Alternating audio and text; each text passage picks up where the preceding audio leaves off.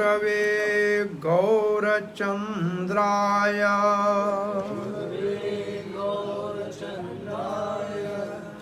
राधिकातदालये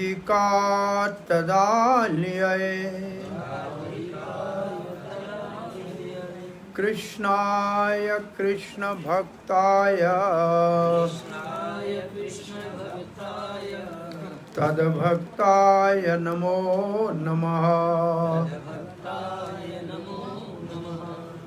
ओम नमो भगवते वासुदेवाय।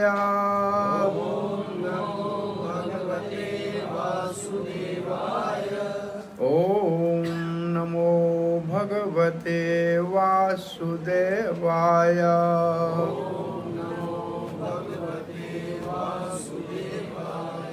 ओम नमो भगवते वासुदेवाय।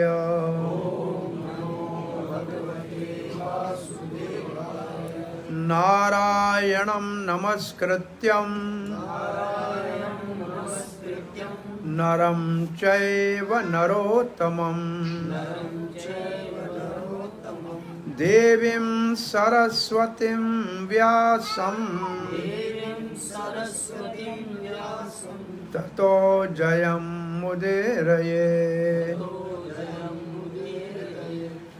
नष्टप्रायेषु भद्रेषु नित्यं भागवत सेवया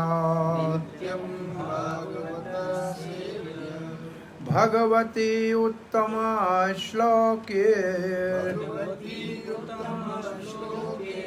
भक्तिर्भवति नैष्टिकी। कृष्णाय वासुदेवाय देवकी नंदनाय च नंदगोपकुमाराय गोविंदाय नमो नमः। जय श्री कृष्ण चैतन्य प्रभो नित्यानंद श्री अद्वैत गदाधर श्रीवासादि गौर भक्तवृंद। हरे कृष्णा हरे कृष्णा कृष्णा कृष्णा हरे हरे हरे राम हरे राम राम राम हरे हरे। धीराणी हाउस में श्रीमान शंकरलाल धीराणी जे निवास स्थान बंगले ते पांजे भाइटन ऐं पुटन सां गॾिजी परिवार अॼु सोमवार ते हरी कथा ऐं कीर्तन जो जेको इहो बंदोबस्तु कयो आहे तंहिं लाइ इन परिवार जी महिरबानी मञूं था ऐं तव्हां जेके शंकरलाल जा रिश्तेदार या असांजे महेश्वरी समाज जा मान वारा माण्हू पधारिया आहियो ऐं जेके असांजा सत्संगी हरीश शकीजा या डॉक्टर अमितानंद या लाड़काणे का डॉक्टर दयाली ये जेके सत्संग जे सॾ ते आया आहिनि उन्हनि जो दिलि जी गहराइनि सां भलीकार चई अजयन कयूं था।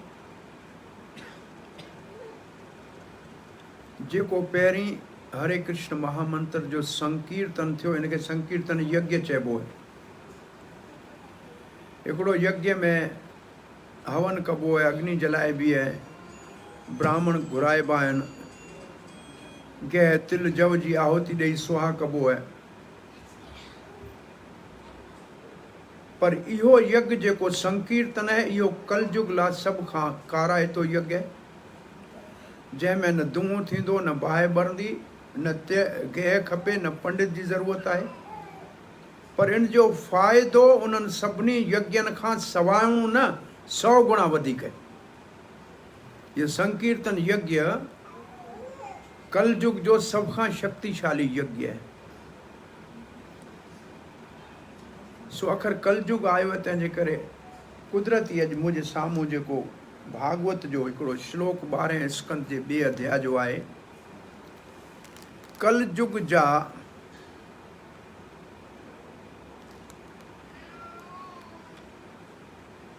लक्षण, कलयुग में छा छा थींदो तव्हां ॾिसो, इहो अॼु तव्हांखे नज़र अचे थो या न।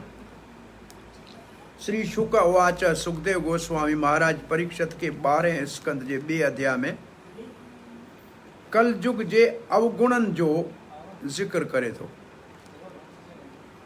ततश्च अनुदीनम धर्म, ततश्च अनुदीनम, जीअं कलयुग शुरू थींदो तीअं हर ॾींहुं, अनुदीनम माने हर ॾींहुं, धर्म धर्म, सत्यम सत्य सच, शौचम पवित्रता या सफ़ाई, क्षमा ॿिए ते दया करणु, दया, क्षमा माने माफ़ करणु, दया माने रहम करणु।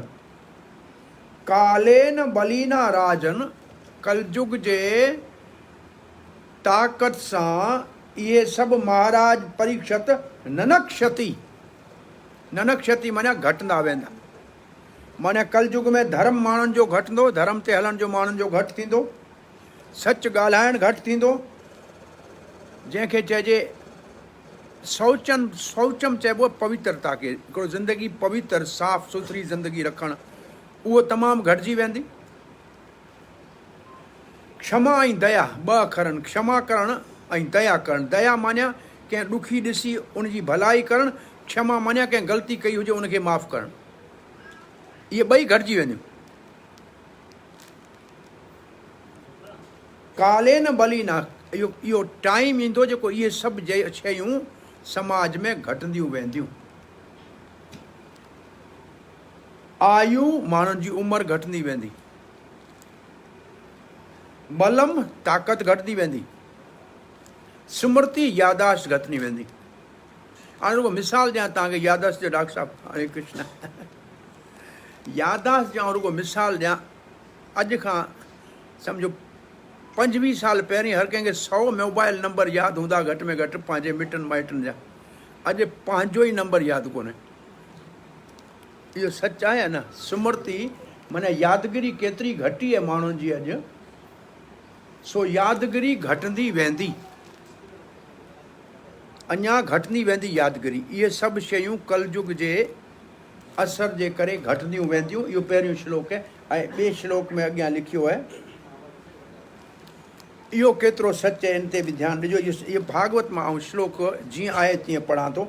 वितम एव कलो निर्णाम, वितम एव कलो निर्णाम, जंहिं वटि हूंदो धन, जंहिं माण्हू, निर्णाम माने माण्हू, वित माने धन। कलयुग में जंहिं वटि हूंदो धन, जन्म आचार गुण आद्य, उन जी सुञाणप उन सां थींदी त हे सभु हर ॻाल्हि में महान आहे। अॻे सुञाणप कीअं थींदी हुई? जनम, आचार माना हुनजो कैरेक्टर, गुण माना कहिड़ा हुन में लक्षण आहिनि, आदि माना ॿियूं ॻाल्हियूं। पर हाणे कलयुग में हिकिड़ो ई क्राइटेरिया हूंदो, जंहिं वटि दौलत आहे उहो ई चवंदो मुंहिंजो जनम वॾो, मुंहिंजो आचरण माना मुंहिंजो व्यवहार वॾो, मुंहिंजो गुण वॾो। ॿियो लिखियलु धर्म न्याय व्यवस्थायाम कारणम बलम एव च। तव्हांखे कानूनी फ़ैसिलो वठिणो आहे त या तव्हांखे ताक़त हुजे, और या हुजे ताक़त, जेको ॾाढो हूंदो उहो पंहिंजो फ़ैसिलो वठी वेंदो। कलयुग में इंसाफ़ कोन मिलंदो। माण्हुनि जी सुञाणप, हाणे टी ॻाल्हि कहिड़ी लिखी है, दाम्पत्य अभिरुचि है तो माया एव व्यवस्था वहवारिका।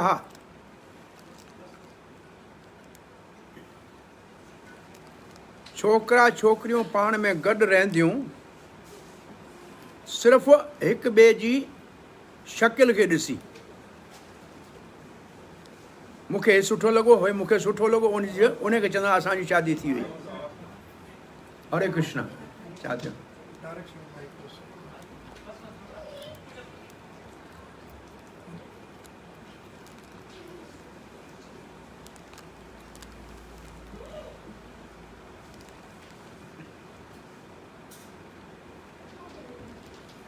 सो ॿाहिरी शकिल सूरत सां माण्हू सीरत न ॾिसी सूरत खे सभु कुझु सम्झी ऐं शादियूं कंदा, ऐं जेके हलंदियूं घटि वधि सदाईं हलण वारियूं कोन हूंदियूं। ॿिए हंधि त सफ़ा ईअं लिखियलु आहे भागवत जे महात्म में,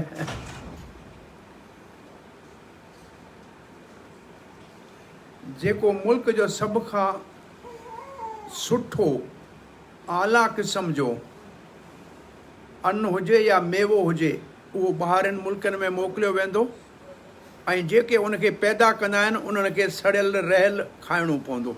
इहो सच आहे या कूड़? सभु भलो माल ॿाहिरि वेंदो, जेको पैदा कंदो उनखे सड़ियल खाइणो पवंदो।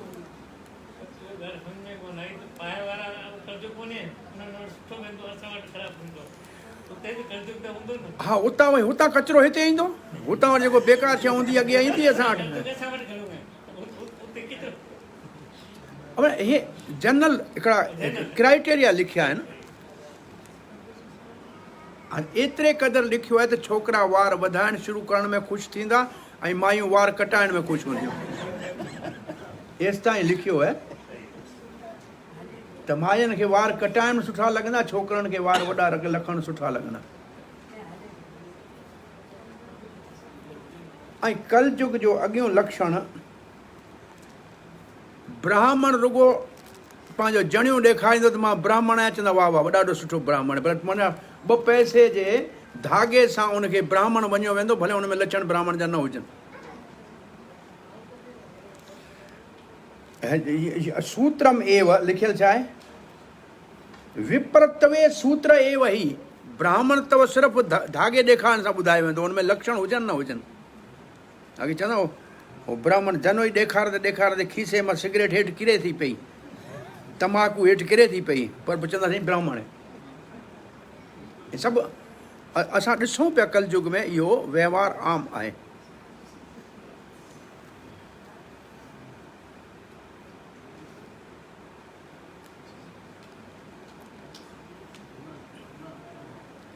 को माण्हू सिर्फ़ु होशियारी सां माण्हुनि खे बेवकूफ़ ठाहींदो त माण्हू चवंदा हे वॾो को फिलासफ़र ऐं विद्वान आहे। असुल ॻाल्हि असुल न शास्त्र हूंदो न को ख़बर हूंदी, पर माण्हुनि खे ईअं घुमाए बेवकूफ़ ठाहींदो। लिखियलु आहे पांडित्य चापलम वचह, वॾो होशियारु माण्हू चवंदा जेकॾहिं हुनखे ॻाल्हाइण में होशियारी ऐं माण्हू खे बेवकूफ़ ठाहे वञे। इहे कलयुग जूं के निशानियूं आहिनि।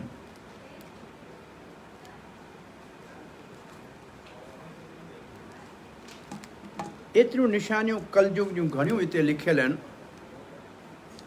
इहो सभु ॿुधी परीक्षित महाराज चई मुंहिंजी उमिरि त हाणे आख़िरी आहे, 7 ॾींहं आहे, 12 स्कंद हले थो पियो। इहे माण्हू इन कलयुग जे बुराइनि खां बची कीअं सघनि? को अहिड़ो साधन आहे जीअं माण्हू कलयुग जे बुराइनि खां बचे? हिकिड़ो मिसाल ॾींदा आहिनि, असां कलयुग खे रोके कोन सघंदासीं। जीअं बरसाति अचे त माण्हू बरसाति खे कोन रोके सघंदो, पर बरसाति खे न रोके सघण जो मतिलबु इहो न आहे त असां कमु करणु छॾे ॾींदासीं। हिकिड़ो 100 रुपए जो छातो, हिकिड़ो 100 रुपए जो छातो ख़रीद करे सघूं था ऐं पंहिंजे पाण खे बरसाति खां बचाए सघूं था या न? बरसाति कोन था रोके सघूं, पर हिकिड़ो छातो ख़रीद करे बरसाति खां बची सघूं था या न? अम्ब्रेला, किरणियूं,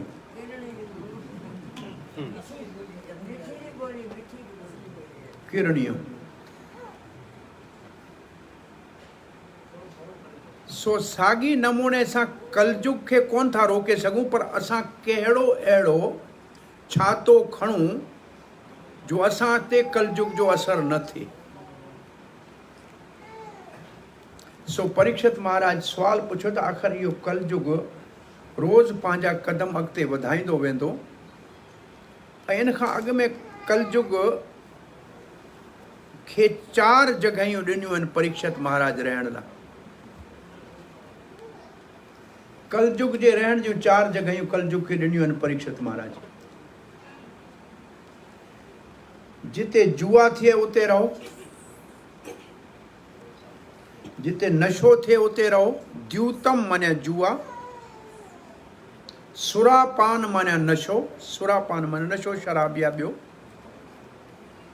जिते शादी खां ॿाहिरि मर्द ऐं औरत जो रिश्तो हुजे उते कलयुग तूं वञी पंहिंजो राज कर।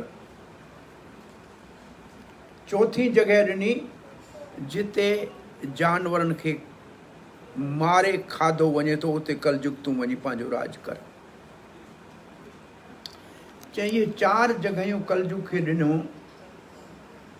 धर्म चइनि खंभनि ते बीठल आहे, 4 वॾा खंभा आहिनि जेके धर्म जा आहिनि। धर्म छा ते बीठो आहे? चइनि खंभनि ते बीठो आहे। सच, दया, तपस्या, पवित्रता। ये धर्म जा 4 पिलर आहिनि जिन ते धर्म बीठो आहे। बिल्डिंग आहे, पिलरनि ते बीठी आहे। धर्म चइनि पिलरनि ते बीठो आहे। ऐं इहे 4 कम आहिनि, धर्म जा 4 पिलर जड़ खां उखाड़ीनि था। जानवरनि खे मारण सां दया हली वञे थी। हिकिड़ो एक्सपेरिमेंट कयो वियो स्कूल जे ॿारनि खे, जेको मिकेनाइज़ स्लटर हाउस आहे उनमें घुमाइण वठी विया। ॿारनि जॾहिं उते उन्हनि जानवरनि खे पीड़ा में तड़पंदो ॾिठो, दुख में, अखियूं बंदि कयूं ऐं उनखां पोइ घर अचण खां पोइ उहो शइ ॾिसी परे भॼण लॻा। यानी कुदरती जेको नज़ारो उनखे ॾेखारे वियो, इहो साइंटिफिकली हिकिड़ो एक्सपेरिमेंट कयो वियो। सो दया जेको माण्हू जे अंदरि जेको कलयुग में ख़तमु थी थिए हिते ॿुधायो आहे, सो दया ख़तमु थींदी आहे हिंसा सां। हिंसा अखर जी माना आहे कंहिंजी तरक़ी में रुकावट विझणु। कंहिंजी तरक़ी में रुकावट विझण खे चइबो आहे हिंसा। सच जो थंभो ख़तमु थींदो आहे, किरी पवंदो आहे जॾहिं माण्हू जुआ कंदो आहे। जुआरी माण्हू सच कोन ॻाल्हाईंदो। जुआरी सच कोन ॻाल्हाईंदो।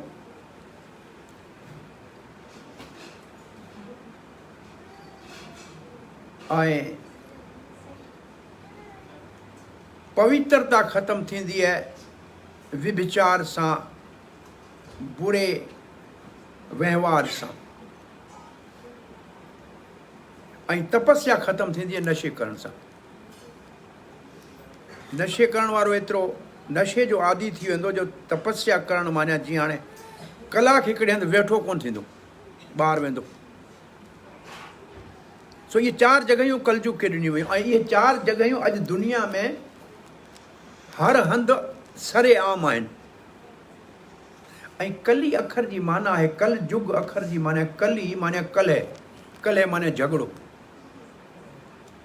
नंढी वॾी ॻाल्हि ते सॼो ॾींहुं झगड़ो। हिन खां पोइ इहो लिखियलु आहे, ऐं पढ़ां कोन थो, जेको सिधो ईअं लिखियलु आहे, सियासतदान हिकिड़े ॿिए सां रुॻो कुर्सी ते विढ़ंदा रहंदा। लिखियलु आहे हिन खां पोइ, ऐं पढ़ां कोन थो अॼु। पर साफ़ लिखियल है। अॻिते जेकॾहिं पढ़णु चाहियो त हिन पूरे अध्याय में 30 श्लोकनि में कलयुग जा सभु लक्षण लिखियल आहिनि जेके अॼु साफ़ नज़र अचनि था ऐं अञा अॻिते वधंदा।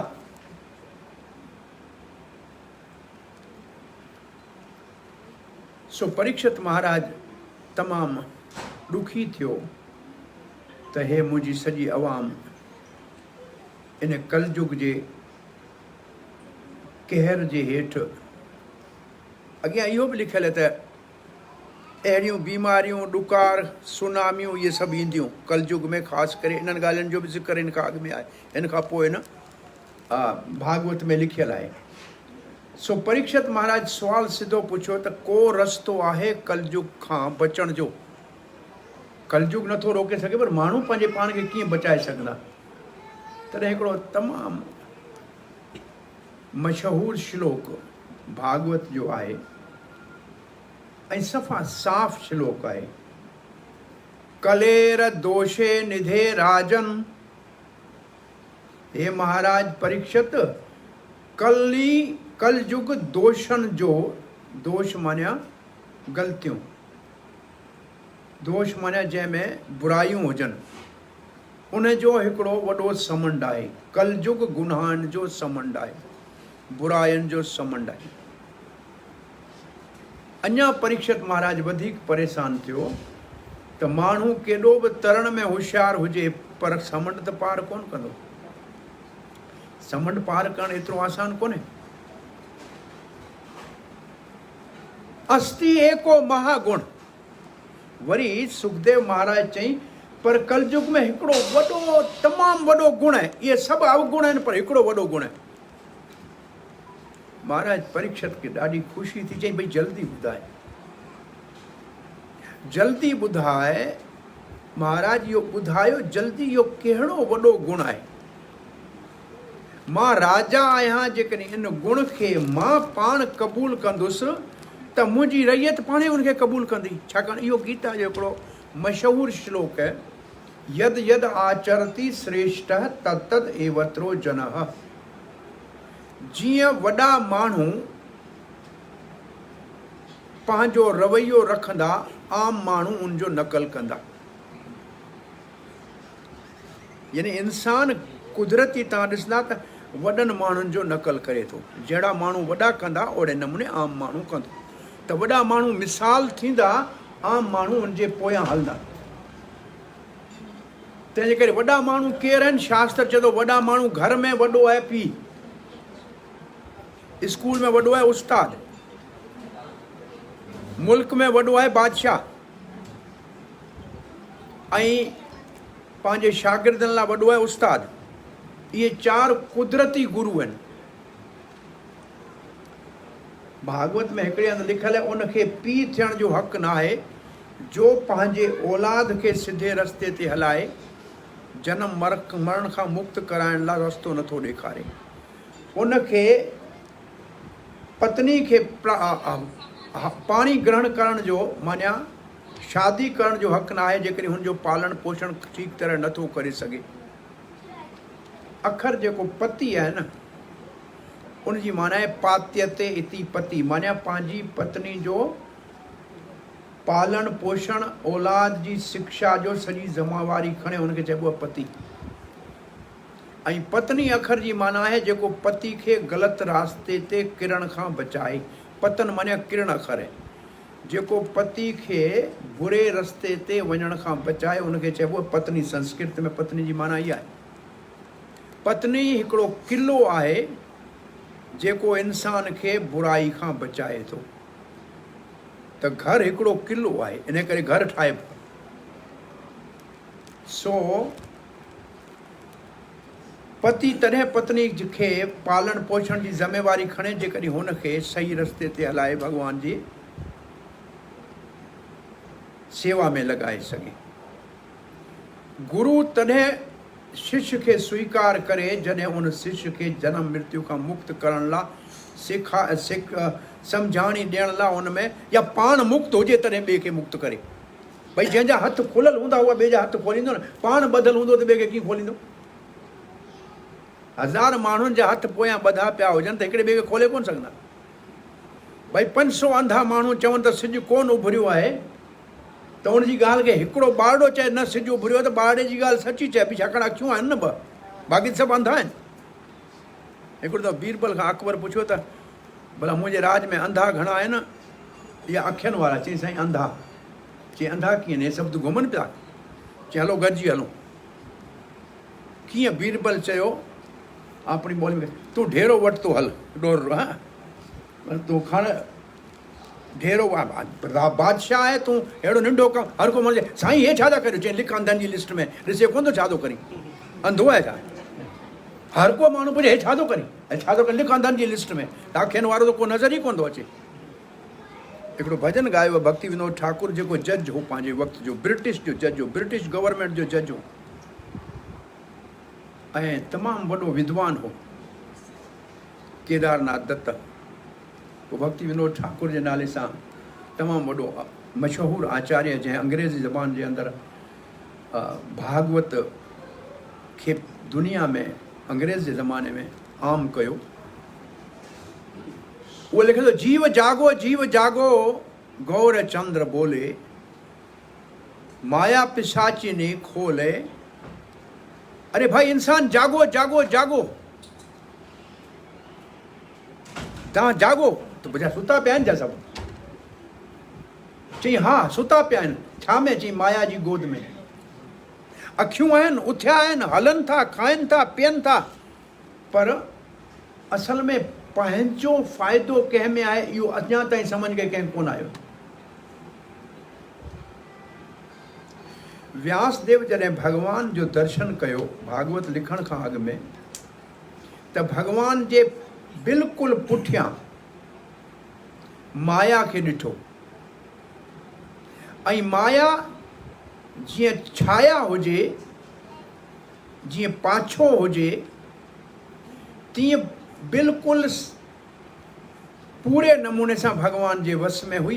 ऐं पोइ असां सभिनी जीवन खे ॾिठो, इंसान खे ॾिठो, जेके सभु माया जे जाल में फाथा पिया हुआ। व्यासदेव ॾिठो त माया जे जाल में फाथल इहे सभु पंहिंजो अनर्थ पिया कनि। छा पिया कनि? अनर्थ पिया कनि। अनर्थ जी माना छा आहे?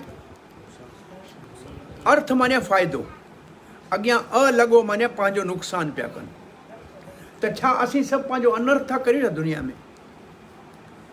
भई को माण्हू ईअं त थोरी चवंदो मां पंहिंजो नुक़सानु थो करां, पर अनर्थ व्यास कहिड़ी ॻाल्हि खे चवे थो? असां सभु आत्मा जे बारे में जेको असांजी असली सुञाणप आहे, ज़रो भर बि सोचियूं कोन था, पर शरीर लाइ असीं सॼो वक़्तु लॻायूं था। त माया ॾिठई छा? व्यास ने ॾिठई त दुनिया सॼी सिर्फ़ु जिस्मानी ख़ुशियुनि लाइ सुबुह खां शाम ताईं डोड़े थी, राति जो निंड में सुती आहे, ॾींहं जो पैसे जे पोयां भॼे थी, पर हुन कॾहिं पंहिंजे लाइ सोचियो ई कोन्हे त मां केरु आहियां। आहे सफ़ा सवलो सुवालु, मां केरु आहियां, पर जवाबु कंहिं वटि कोन्हे केरु आहियां मां। माण्हू आहियां, अरे माण्हू त जिस्म जो आहे। ईअं कुतो बि चवे त मां कुतो आहियां, ॿिलो बि चवे त मां ॿिलो आहियां, इहो त कंसेप्ट एनिमल जी आहे। भई हिकु कुर्तो मुंहिंजो आहे, पर मां त कुर्तो कोन आहियां। तीअं हे जिस्म मुंहिंजो आहे, पर मां जिस्म त कोन आहियां। मां केरु आहियां जंहिं इहो पुछियो उहो समझदार पहिरीं। अथा तो ब्रह्म जिज्ञासा, इहो वेद जो सूत्र आहे, वेदांत सूत्र जो पहिरियों सूत्र आहे, अथा तो ब्रह्म जिज्ञासा। जे माण्हू जो दुर्लभ जनम मिलियो आहे त हाणे इहो पुछा कर त मां केरु आहियां। सो पंहिंजे लाइ केरु कोन थो सोचे, पंहिंजे लाइ माने आत्मा लाइ कोन थो सोचे। सुता कीअं पिया आहियूं? आत्मज्ञान जे बारे में सुता पिया आहियूं। जागो छा जे बारे में? पोइ लिखई व्यासदेव, पोइ लिखियो आहे अनर्थो उपशमनम, माण्हुनि खे अनर्थ करण खां बचाइण लाइ मूं इहो सात्वित संहिता भागवत लिखी आहे, जंहिंजे सिर्फ़ु ॿुधण सां व्यासदेव चए थो मूं इहो भागवत लिखी आहे माण्हुनि खे अनर्थ करण खां बचाइण लाइ। अनर्थो उपशमनम सात्वत सहनताम, भागवत खे चइबो सात्वत सहनता। मूं लिखी आहे, जेको इनखे सिर्फ़ु ॿुधंदो, असां त हिकिड़ो श्लोक अॼु ॿुधो आहे पर अधु श्लोक बि जेकॾहिं ॿुधे, जेको इनखे ॿुधंदो पोइ उते साफ़ श्लोक में अखर लिखियल आहे कृष्ण भक्ति उपजायते।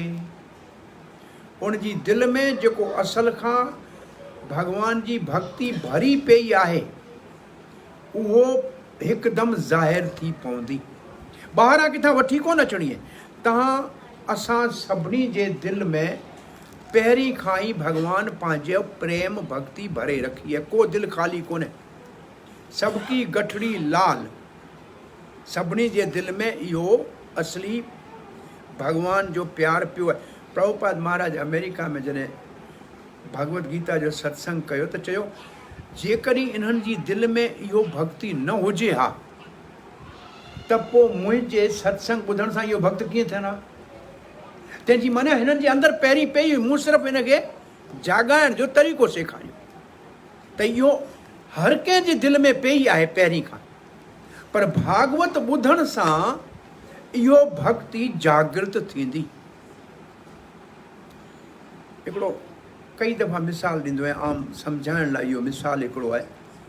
जॾहिं असांजो हैंड पंप विच में हवा अची वेंदी आहे त पाणी मथे कोन वेंदो आहे, या जेको हैंड पंप हुजे या मोटर हुजे विच में वैक्यूम थी वेंदो आहे, ख़ाली जॻह हूंदी आहे, पाणी मथे कोन वेंदो। पाणी धरती में पियो आहे, टांके में पाणी पियो आहे, पर मथे कोन थो वञे, छाकाणि त पाइप में छा अची वियो आहे, एयर अची वियो। पोइ सियाणा माण्हू छा कंदा आहिनि, मथां खां पाणी जा ॿ टे जग विझंदा त हवा निकिरी वेंदी, पोइ उहो मोटर हलायो या पंप हलायो, पाणी अची वेंदो। सो असांजो बि इहो प्यारु भॻवान जो जेको भक्ति आहे इहो हिते पई आहे पहिरीं तयारु, विच में ही माया हवा ठाहे भरे छॾी आहे, इहो ॿाहिरि निकिरे कोन थो। हे जेको भागवत कथा या कीर्तन जा ॿ टे जग कन में पवंदा त हीअ ॿाहिरि निकिरी ईंदी। असां कोन वठी आयासीं, हे तव्हांजी आहे, हे तव्हां वटि पई आहे, पर हिनखे ॿाहिरि कढणी आहे। इनखे ॿाहिरि कढण जो जेको तरीक़ो आहे उहो आहे कन मां हरी कथा ऐं कीर्तन खे ओस ताईं पहुचाइण जीअं माया उन। कृष्ण है सूर्य समान, माया है अंधकार। भगवान श्री कृष्ण सूर्य समान माना रोशनी ही रोशनी है, माया है अंधकार। है दुनिया माया ही कुदरती, ॾिसो तव्हां दुनिया कुदरती अंधकारमय। सिज न उभरे त अंधेरो, चंड न उभरे त अंधेरो, बिजली न आहे त अंधेरो, ये दुनिया आहे ही अंधेरी। ये दुनिया बिना रोशनी जे रोशन कोन थींदी, ये कुदरती अंधेरी है। सो माया है अंधकार। मुंबई में हिकिड़ो इलाको आहे न अंधेरी, ये दुनिया ही अंधेरी है। अंधकार माना ॿी माना अंधकार जी आहे अणॼाणाई। माण्हू जाहिल खे अंधकार चइबो आहे। संस्कृत में जॾहिं अंधकार चइबो आहे न, असतो मां सतगमय तमसो मां ज्योतिर्गमय। तमसो, तमसो माना अंधकार, ज्योतिर माना रोशनी। इन जी माना आहे मूंखे जहालत मां अज्ञान मां कढ। इहो वेद जो ॾाढो टे श्लोक, इहे टे अखर वेद जा तव्हां उच्चारण करो, ॾाढा सुठा अखर। असतो मां सतगमय तमसो मां ज्योतिर्गमय मृत्योर्मा अमृतम गमय। वेद जी वाणी आहे त असत मां मूंखे कढी सत ॾांहुं वठी हल। असत आहे इहा दुनिया ऐं सत आहे भॻवानु। भॻवान खे चइबो ई सत आहे। भॻवान लाइ अखर सिधो पहिरें भागवत जे श्लोक में सत्यम परम धीमहि, परम सत में मुंहिंजी ॿुधी लॻे। सो असांखे असत खां सत ॾांहुं वठी हल। तमसो मां ज्योतिर्गमय, अंधकार मां रोशनी ना वठी हल, माने जहालत मां कढी असांखे इल्म जे रस्ते ते वठी हल, असल में उनजी मान्या ज्ञान जे रस्ते, अज्ञान मां कढी ज्ञान ॾांहुं वठी हल। ऐं टियों आहे मृत्योर मां अमृतम गमय, वरी वरी जनम मरण जे चक्कर खां कढी असांखे अमरता ॾांहुं अमर बनाइण लाइ वठी हल। इहो अमर अखर ते मूंखे ॿी कथा हिकिड़ी यादि थी अचे। पार्वती खां शंकर, पार्वती वटि नारद आयो, पुछई शंकर तव्हां सां ॾाढो प्रेम कंदो आहे? चई शंकर मुंहिंजो प्यारो। सो गौरी नयन उत्सवाय, शंकर छा आहे? गौरी जे नयननि जो माने अखियुनि जो उत्सव आहे, माने उनखे ॾिसी ख़ुशि थिए थी। चई मूंखे ॾाढो प्यारु कंदो आहे।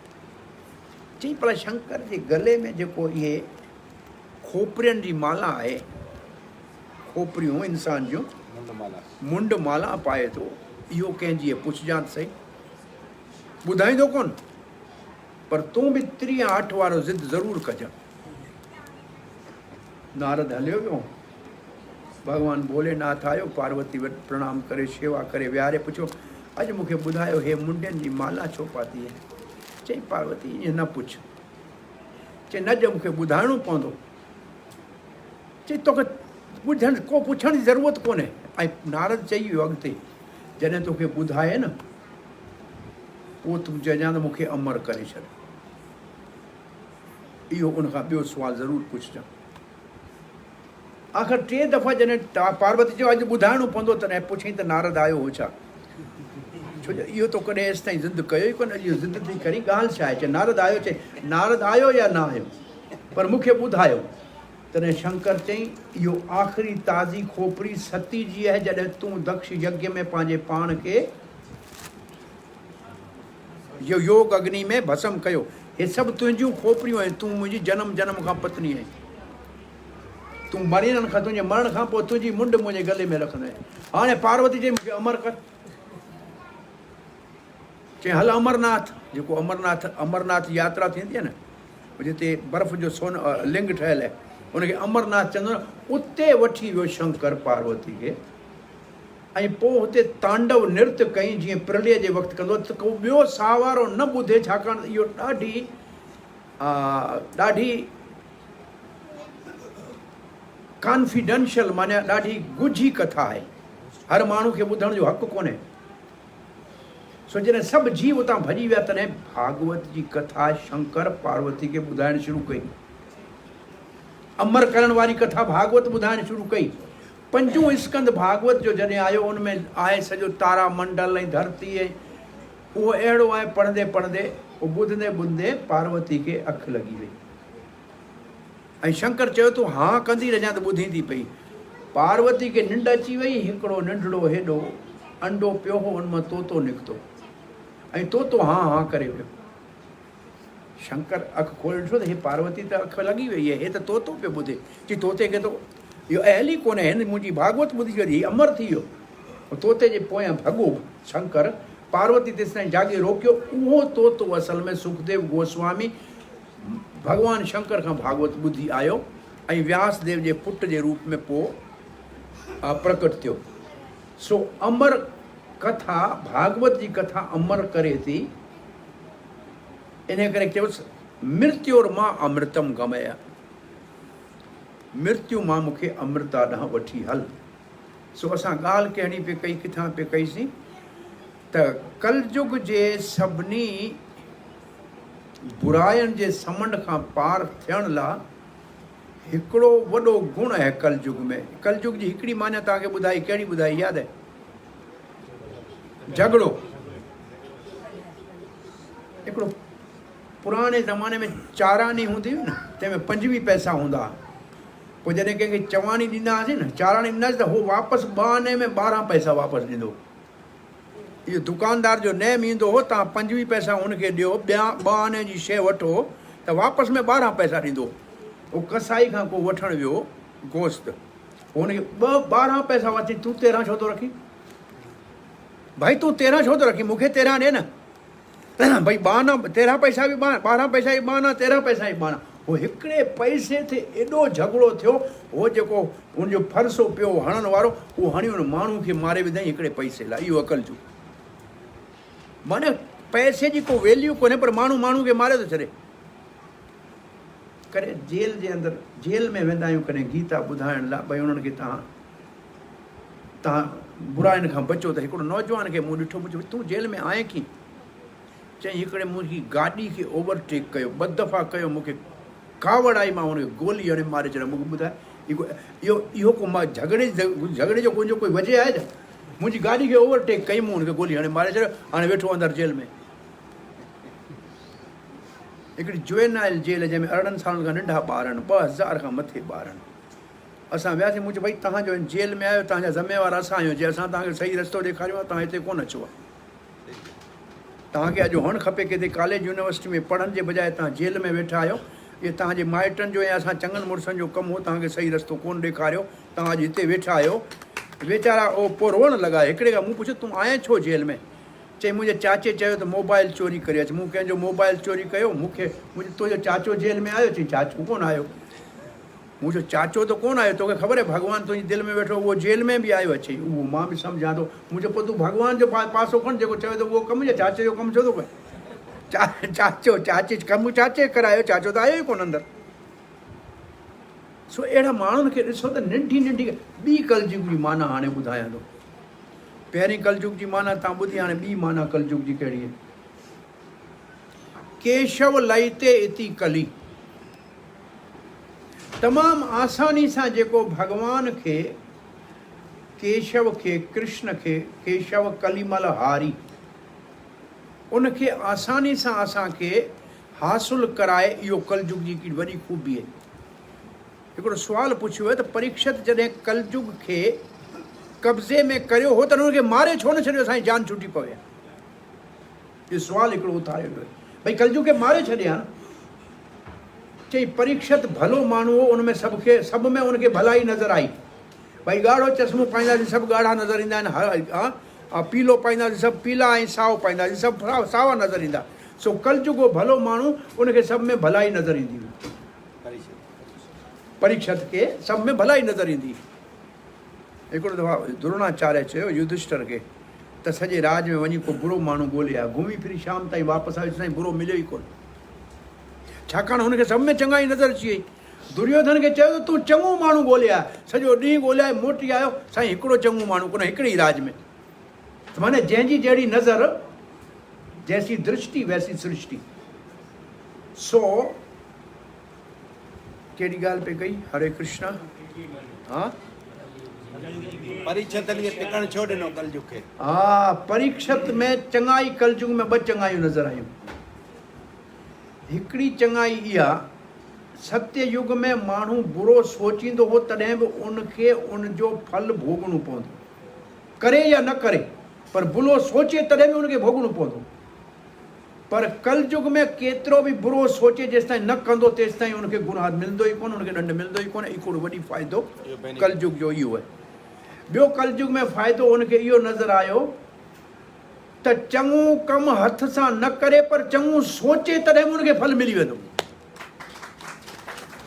हाणे आउं त हीअ मां 100 दफ़ा हीअ कथा कई, ऐं 100 दफ़ा माण्हुनि खे चयो सुभाणे तव्हां उथी सुबुह जो मन सां ई खणी चइजो त असां 100 गांइ जो दान कयो, 5 धर्मशालाऊं ठारायूं, 10 अस्पतालूं ठारायूं। हा, इहो तव्हां चई छॾिजो, तव्हांखे फल मिलंदो। पर हिकिड़े अॼु ताईं कोन चयो आहे। छो जो कलयुग खे जॾहिं महाराज परीक्षित चयो त हिन में इहो फ़ाइदो, कलयुग खिलणु लॻो। चई तूं खिली छो थो? चई आउं करण ई कोन ॾींदुसि।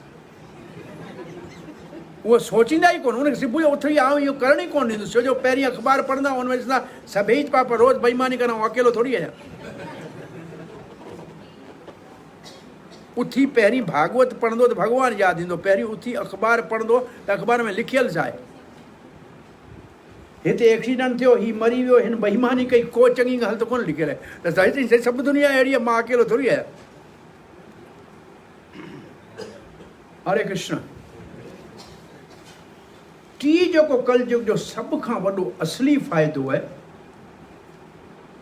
जेको हिन श्लोक में मूंखे चई ऐं कथा खे पूरी करणी आहे,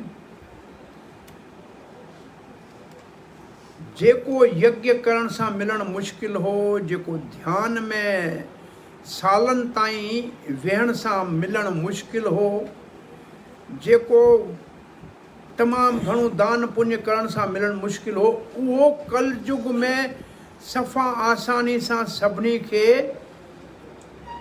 छा करण सां मिली वेंदो, इहो जवाबु ॾिए थो सुखदेव महाराज।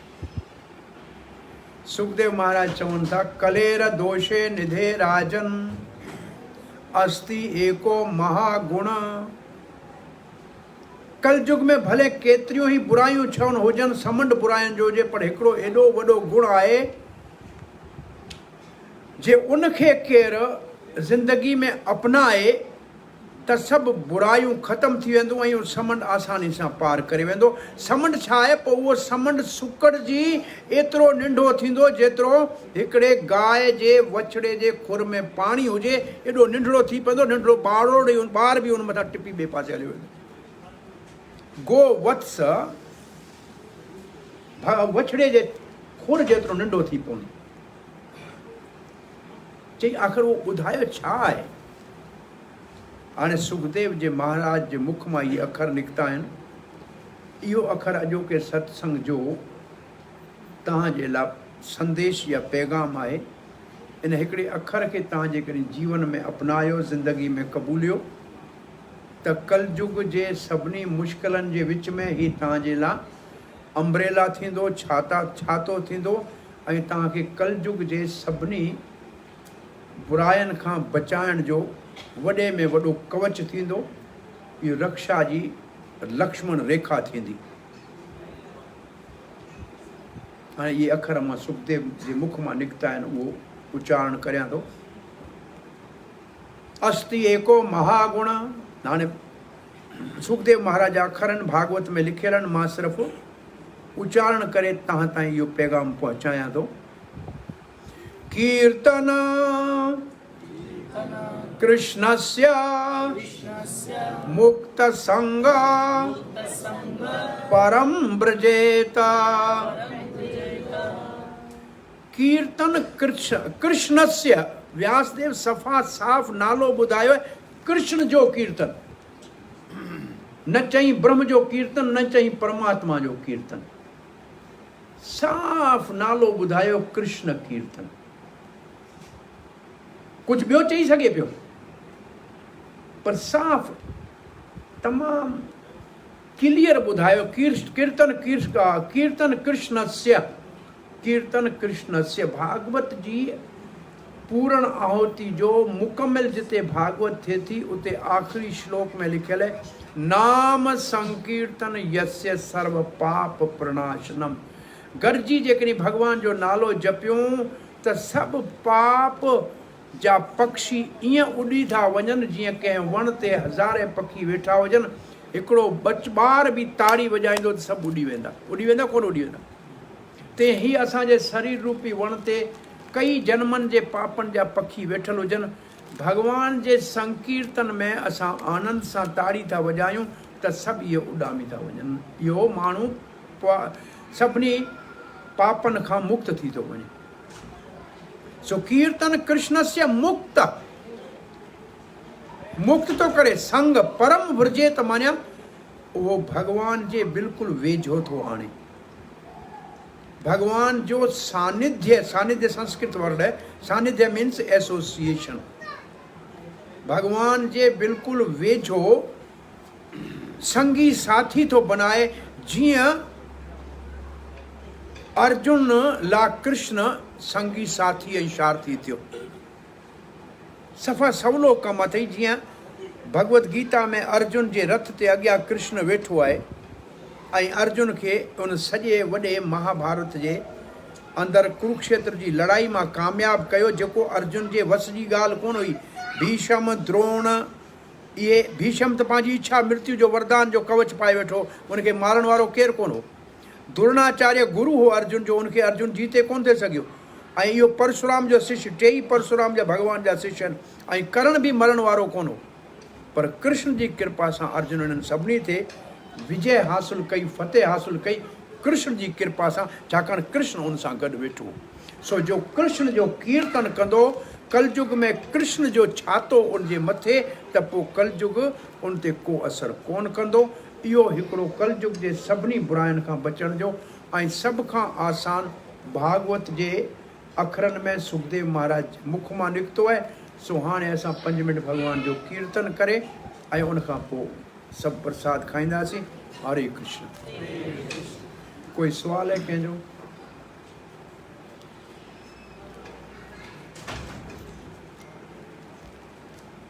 कोई सवाल वगैरह आए कंहिंजो डॉक्टर साहब के अंदर?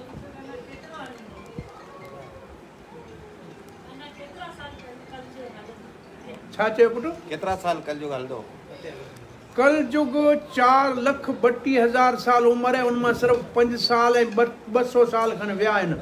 अञा कलयुग जो घणो 10,000 साल कलयुग में सोनहरी युग चैतन्य महाप्रभु जो हले थो पियो ऐं असां जीअरे इन जो फ़ाइदो वठूं ऐं इहो संकीर्तन जो जेको आहे लाभ वठूं त हिन कलयुग में असीं सतयुग खां बि वरी देवता स्वर्ग लोक में हिन वक़्तु भागवत जे 5 स्कंद में लिखियलु आहे त भॻवानु असांखे हिन वक़्तु धरती ते इंसान करे मोकल त जेको असां हिन वक़्तु आसानी सां भॻवान जो नालो जपे उहो हासिलु करे सघूं था, जेको ॿिए कंहिं युग में कंहिंखे हासिलु करणु मुमकिन ई कोन हो।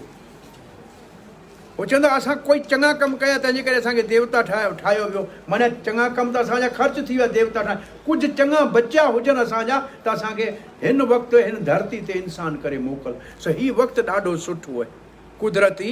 10,000 साल ताईं उहो चवंदा आहिनि गंगा 5,000 साल ताईं पति तपावन आहे। पति तपावन माने पापियुनि खे पवित्र करण वारी 5,000। हाणे गंगा वेंदा भले आहियूं पर उते माण्हू घुमण फिरण वारा अचनि था।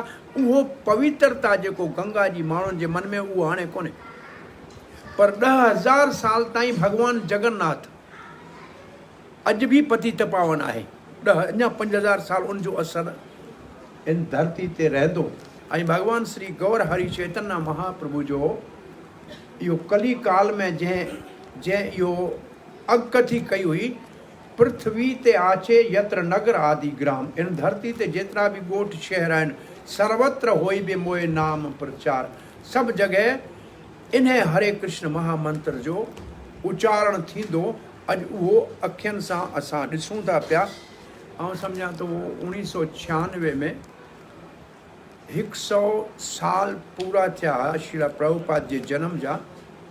ऐं उन 100 सालनि जो जेको असां हिकिड़ो मेलो उते मल्हायो, उन में 108 मुल्कनि जा माण्हू पंहिंजे मुल्क जा झंडा खणी ऐं ही नाम संकीर्तन करे कलकत्ते में ऐं दिल्ली में संकीर्तन कयो। ऐं असां मथुरा में घुराया, उते बि संकीर्तन कयो।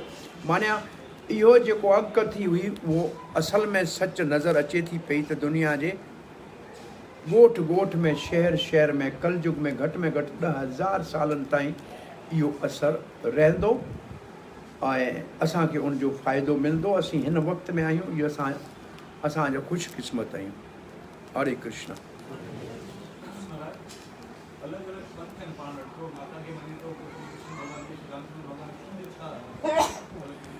माण्हू 3 प्रकृति जे गुणनि जे असर हेठि आहिनि, सतोगुण, रजोगुण ऐं तमोगुण। 3 गुणनि खे मिलाईंदा थींदा 9, 9 खे वरी मिलाईंदा त थींदा 81 ऐं 81 खे वरी मिलाईंदा। इन जे करे माण्हुनि ते अलॻि गुणनि जे असर जे करे अलॻि अलॻि उन्हनि जूं पूजाऊं आहिनि। असांजा शास्त्र बि 6 पुराण 18 पुराणनि मां तमोगुण जे माण्हुनि लाइ आहिनि, 6 पुराण रजोगुण जे माण्हुनि लाइ आहिनि, 6 पुराण सतोगुण जे माण्हुनि लाइ आहिनि। असांजे शास्त्रनि में जेको माण्हू इन जो साफ़ा आसान सुवाल इहो जो जवाबु तव्हांजो इहो आहे, तव्हांखे उहो कॉलेज सुठो लॻंदो जंहिंमें 10-15 घटि में घटि सब्जेक्ट हुजनि या जंहिंमें हिकिड़ो हुजे। हिकिड़ो वारो सुठो लॻे या 10-15 हुजनि जंहिंमें यूनिवर्सिटी में? भई घणा हुजनि सभिनी खे, हर सभु माण्हू हिकु जहिड़ा त कोन्हनि। असल में छा आहे, सभु माण्हू पंहिंजे पुराणनि जन्मनि जे कर्मनि जे करे पंहिंजो सुभाउ खणी ईंदा आहिनि। कल्ह मूं किथे ॿुधायो पिए, असां सभिनी जो सुभाउ ठहंदो कंहिंसां आहे? प्रकृति जे 3 गुणनि सां। ऐं इन्हनि गुणनि जो असरु छा ते थींदो? असांजे मन, बुद्धि ऐं अहंकार ते। ऐं असांजो इहो शरीर हिते रहिजी थो वञे, मन, बुद्धि, अहंकार त आत्मा सां गॾु ॿिए शरीर में वञे थो। माने असां हिकु शरीर मां ॿिए में सुभाउ खणी था वञूं गॾु। त इहो जिन असांजा सुभाउ पहिरियां जेके आहिनि जंहिं गुण जा आहिनि, अहिड़ी पूजा माण्हू कंदो। इहो लिखियलु आहे भगवत गीता जे 17 अध्याय में त तमोगुण जा माण्हू भूत प्रेत जी पूजा कंदा, रजोगुण जा माण्हू देवी देवता जी पूजा कंदा, सतोगुण जा माण्हू भॻवान जी पूजा कंदा। त इहे लिखियलु आहे, इहो कुदरत जे गुणनि जे अंदरि माण्हू अचे थो, इन जे करे अलॻि अलॻि माण्हुनि रस्ता कया आहिनि ऐं इहे हलंदा पिया रस्ता। इहे सभु रस्ता ईअं आहिनि जीअं जंगल में पगडंडियूं ठहंदियूं आहिनि जंहिं ते पशु हलंदा आहिनि पिया हलनि, राजमार्ग कोन्हे, माना इहो सुपर हाईवे कोन्हनि, इहे नंढड़ा नंढड़ा रस्ता आहिनि। जेके बि रस्ता आहिनि, जेकॾहिं कंहिंखे हाईवे ते हलणो आहे जंहिं ते अखियूं पूरे वञे तॾहिं बि एक्सीडेंट कोन थींदो, उहो असल में इहो भक्ति जो मार्ग आहे। भाई बिल्डिंग 10 माड़ आहे, सम्झ तव्हांखे सीढ़ी था वञूं तव्हांजी मर्ज़ी, लिफ्ट में वञूं तव्हांजी मर्ज़ी, हिकिड़ी स्लो लिफ्ट थी हले पई जो हर कंहिं माड़े ते बीहे थी, हिकिड़ो सिधी 15 माड़े ते वञे थी, तव्हांजी मर्ज़ी जंहिंमें चढ़ो। पर के माण्हू आहिनि चवंदा न असां स्लो वारी में चढ़ंदासीं, के चवंदा असां सीढ़ी में वेंदासीं। हर कंहिं माण्हू खे आज़ादी आहे कंहिंजी बि पूजा करे, पर जे समझदार माण्हू हूंदो उहो भाई देवता जी पूजा संसार जो सुख, पहिरियों रूल इहो आहे, देवता जी पूजा संसार जो सुख, छाकाणि त उहो संसार में असांखे सुख ॾेई सघनि था, पर भॻवानु पाइणो आहे त देवता उन में असांजी मदद कोन करे सघंदा। देव पूजा संसार सुख, दुनिया में फ़ाइदो खपे त देवता जी पूजा करो। जीअं माण्हू हाणे तव्हांजो कोई सियासी वज़ीर सां वास्तो आहे त दुनिया में तव्हां फ़ाइदो वठी सघंदा, को हू थोरी तव्हांखे भॻवान सां मिलाए सघंदो। त साॻी नमूने सां दुनिया हलाइण लाइ भॻवान जा इहे वज़ीर आहिनि सभु देवता, इहे असांखे उहो शयूं ॾींदा जेके उन्हनि वटि आहिनि। ऐं हर कंहिं लाइ अलॻि अलॻि पूजा करणी पवंदी। तव्हांखे सुठी जेकॾहिं ज़ाल खपे त दुर्गा जी पूजा करणी पवंदी, जे सिहत सुठी खपे त सूर्य जी पूजा करणी पवंदी, ऐं करे सघिजे थी, अॼु बि फ़ाइदो थिए थो। भागवत जे ॿिए स्कंद जे 2 अध्याय में लिखियलु आहे कहिड़े देवता जी पूजा करण सां कहिड़ो फ़ाइदो लिखे, ऐं आख़िर में लिखियो आहे हिकिड़े भॻवान जी पूजा करण सां सभु फ़ाइदा मिली सघनि था। भला अलॻि अलॻि छाजे लाइ कजे? पहाड़ में पाणी ॾियण सां सॼो वणु जेकॾहिं हरो भरो थी सघे थो त पोइ हर कंहिं टारी ते पाणी ॾियण में फ़ाइदो छा? भॻवान जी पूजा माने पहाड़ में पाणी ॾियनि, सॼो वण ई हरो भरो थी वेंदो, त उहो सिधो रस्तो उनखे अपनाइणु खपे। पेट में रोटी खाईंदासीं सॼे जिस्म खे ताक़त मिलंदी। हथु थोरी रोटी खाई सघंदो, या अखि रोटी खाई सघंदी, या कनु रोटी खाई सघंदो। भले महिनत पेर सां वञूं, हथ सां महिनत करियूं, पेट में विझणो पवंदो, तॾहिं सॼे जिस्म खे ताक़त मिलंदी। त असल में भॻवान जी भक्ति कंदासीं त देवता बि ख़ुशि थी वेंदा। पुराणे ज़माने तव्हांजे मंदरनि में वञी ॾिसो, भॻवानु असां वटि पंहिंजे ॻोठ में सभु मंदर राधा कृष्ण जा पूजा करे ॿाहिरि देवी देवता आहिनि, पोइ अची हुनखे उहा आरती कंदा आहियूं। भई हनुमान या ॿियनि, पहिरीं भॻवानु, पोइ देवता, पोइ आम माण्हू। त इहो हिकिड़ो पुराणो कानूनी नेम ठहियो पियो, उन ते हलण में को परेशानी कोन्हे। असां नओं नेम ठाहिण जी कोशिशि कयूं, उहो सुठी न आहे। हरे कृष्ण। महिरबानी 5 मिंट पाप कीर्तन करियूं। हरो हाँ जी, हाँ जी।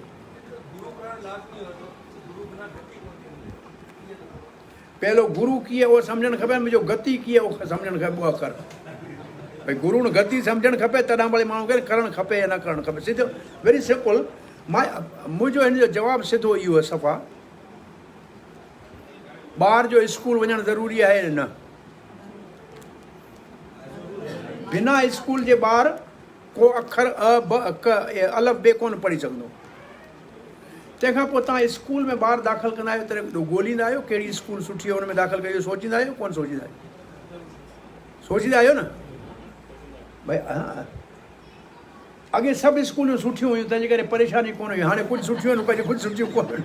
अॻे हूंदी हिकिड़ी उहे सुठी हुई, ऐं उहे भला माण्हू हूंदा जेके पढ़ाईंदा, पंहिंजे घर जो तेल ॿारे बि शागिर्द खे पढ़ाईंदा, हिकिड़ो पैसो कोन वठंदा, ऐं रुगो सिर्फ़ु इन लाइ पढ़ाईंदा त असांजो नालो सुठो थी। अच्छा, उहो महिनत करण वारा था। सो हाणे तव्हांजे सुवाल जो जवाबु आहे त ॿार जो स्कूल में वञणु ज़रूरी आहे। तीअं इंसान खे जीअं आम अखर सिखणु ज़रूरी आहिनि, तीअं शास्त्र सिखण लाइ बि उस्तादु खपे। तंहिंखां पोइ कहिड़ी स्कूल में दाख़िल थियणो आहे, तव्हांखे कहिड़ो शास्त्र पढ़णो आहे, उन में जेको ॼाणो आहे उन वटि वञो, उन खां वञी सिखो। तव्हांखे उहो गुरू करणु खपे जेको तव्हांखे खपे, जेको तव्हां जंहिं शइ खे हासिलु करणु था चाहियो। त गति अखर जी माना 2 माना आहियूं गति अखर जूं। गति माना स्पीड बि आहे, गति माना स्पीड, वरी कहिड़ी रफ़्तार सां हले थो। रफ़्तार खे संस्कृत में गति चइबो आहे, ऐं गति मंज़िल खे बि चइबो आहे। माना मंज़िल खे गंतव्य स्थान चइबो आहे। गंतव्य स्थान माना मंज़िल। सो गुरू खां सवाइ न असां जल्दी पंहिंजी मंज़िल ते गुरू खां सवाइ गति जी माना आहे जल्दी पंहिंजी मंज़िल हासिलु कोन थींदी। बिना गुरू जे असांजी मंज़िल असांखे जल्दी हासिलु न थींदी।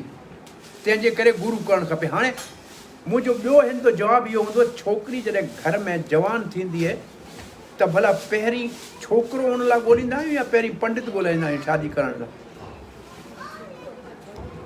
पहिरीं छोकिरो ॻोल्हींदा आहियूं, पोइ छोकिरे जे बारे में पुछंदा आहियूं छा थो करे, कहिड़ो लॻे थो, छा कमाए थो, केरु जा आहिनि।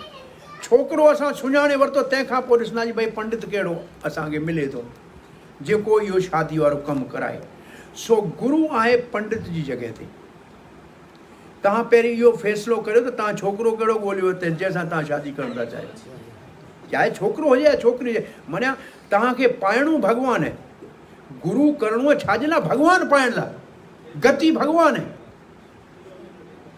हाणे तव्हां फ़ैसिलो कहिड़ो कयो कंहिंखे पाइणो आहे, उन वटि वञो जेको उन जी सेवा में लॻो हुजे, जेको उन सां तव्हांखे मिलाए सघे। तव्हां फ़ैसिलो तव्हांखे करिणो आहे। इहो गुरू दुकानदारी कोन्हे, गुरू शो बिज़नेस कोन्हे। तव्हांखे छा खपे उहो उन वटि आहे या न, बिल्कुलु साफ़ आहे। इहा कुदरती आहे। तव्हांखे भई तव्हां इष्ट तव्हांजो केरु आहे, तव्हां कंहिंखे था पाइणु चाहियो, ऐं उहो तव्हांखे केरु ॾेई सघे थो, उन वटि वञो बसि। सफ़ा सवलो आहे। हाणे हिते त भॻवान जी महिरबानी एतिरो घणो जंहिंखे चइजे त दुकानदारी कोन्हे, उहा असां वटि त एॾी वॾी दुकानदारी आहे। माण्हू हीअं हाणे कथा में वेठा आहियो न तव्हां, इन खां पोइ हिकिड़ो माण्हू उथंदो चवंदो हाणे अॼु गुरू केरु करण वारो आहे, तव्हांजो भाॻु खोलियो आहे, अचो गुरू करियो।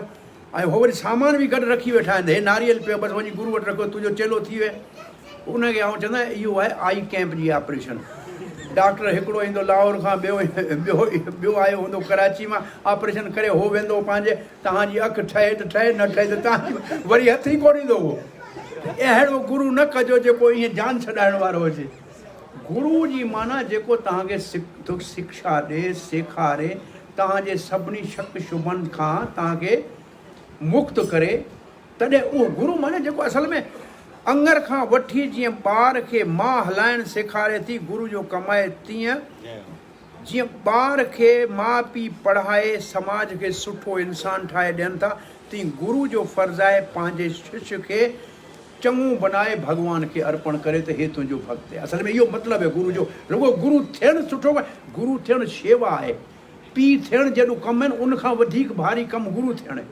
गुरू थियणु माने तव्हांखे शिष्य जी सॼी जवाबदारी खणणी आहे, उनखे सुधारणु सम्झाइणु, भॻवान ताईं पहुचाइण जी ज़िमेदारी खणणी। इहो कोई फैशन कोन्हे, इहो तमामु वॾी वॾी ज़िमेवारी। इनखे खणण खां अॻु में पहिरीं पाण तरणु जहिड़ो हुजे तॾहिं ॿिए खे तरे, पाण ई कोन तरणु वारो त ॿिए खे ॿोड़ण जो फ़ाइदो छा? हरे कृष्णा। सो गति गुरू ॿई समझ में आया? डॉक्टर साहब बेसो मथे आए बेसो। हाँ हम चाहे वो हमें वो सेठ कौन छड़ी मैं आप हलावन त अब आया ये बहाने असल में मना करे करे पुछी भाई अभी माण्हू सत्संग की था करे। मेरे को सत्संग मां मतलब कोन है, हूँ एक थोड़ी देर लाऊं तो सजा मिले कोन सका। सत्संग तमाम घना माण्हू एक वक्त में मिलींदा, ए मना फ़ाइदो थे तो हूँ असल में सत्संग कोन करा। माण्हू सां मिलण ना एक बहानो भाई आपरे मुँह भले कुछ मना कयो।